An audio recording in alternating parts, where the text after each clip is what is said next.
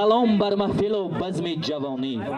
سلام ما پیکی عاشقانه است، سلام است و عشق است و ترانه.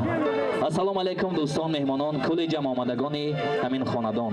اولا این خاندان بین روزه خرسندی، بین روزه فراموش نشونده که امروز جگربندشان قدم‌های نخستین خود را به خانه بخت، یعنی به آشیانه‌های بلندترین زندگی می‌گذارند، از صمیم قلب تبریک نموده و بگذار باز هم به قله‌های بلندترین زندگی برسند و فرزندان به دنیا آورند که در جامعه نامبردار باشد.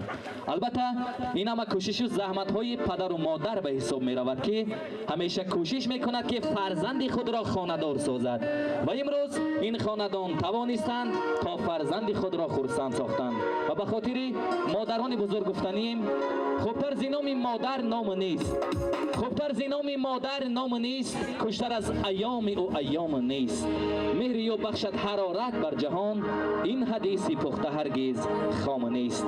جان و دل را میکنیم افشانی و در بیسات هم به هزین این عام نیست. البته مادر بزرگ است. از مادر میپرسند سیاهی موید کو، میگوید که به شبها دادم.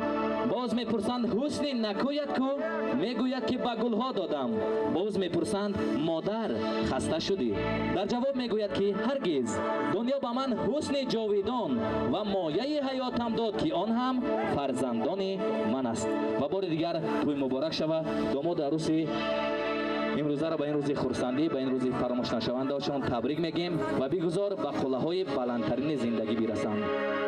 و از زبان شاعر گفتنیم در تخت زرند امشب داماد و عروس ما، در تخت زرند امشب داماد و عروس ما، خوش زیب و فرند امشب داماد و عروس ما، زیبی نظرند امشب داماد و عروس ما، والا گذرند امشب داماد و عروس ما. داماد عروس مرحمت به جای خود بنشینید.